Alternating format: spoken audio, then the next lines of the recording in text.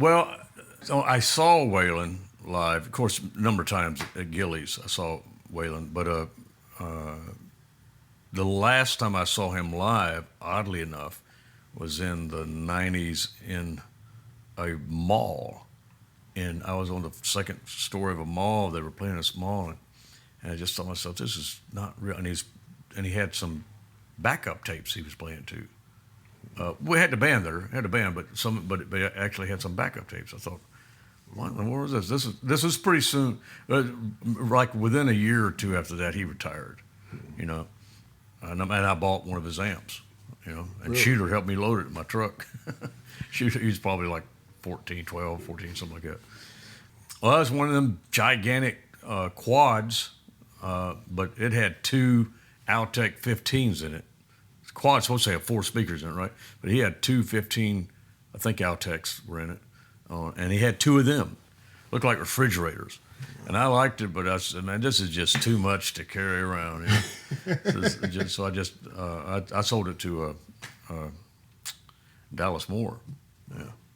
So he's got that hernia maker. Was it louder than hell too? Yeah, it was a great sounding amp. Yeah. But just not. Yeah, as you get older, you'll bring in a little pig nose. Yeah. I know when they did a documentary on me in '98, I think it was, whenever it was that Diana died, because I remember that there was an English company, and whenever Diana died, they had to go back to England. And they told me they had just interviewed Willie about me, because the documentary wasn't about me.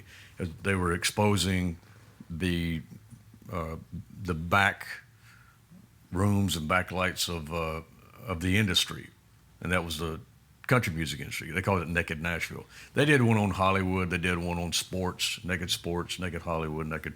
You know, they just exposed the industry down to its, you know, whatever it is. You know, and so they were.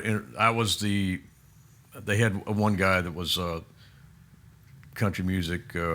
Nashville's.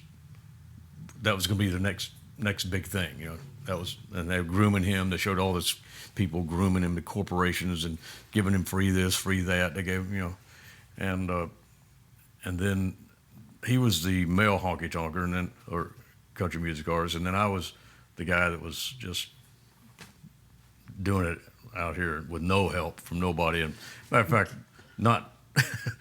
nobody wanted to help me from Nashville, that's for sure. So that's what it was.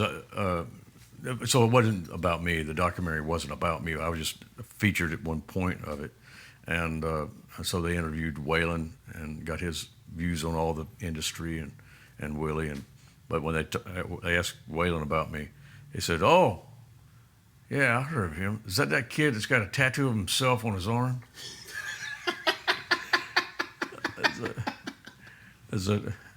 And thankfully they said, "Well, that's actually a tattoo is what he had when his father died. That's his father."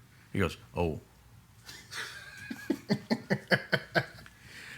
Yeah, so but that's, you know, he had no reason to know me or anything like that. I certainly don't take offense. It does look like me. What's funny is now people think it's probably my son, because now I'm way older than that tattoo. You know, so tattoo's funny.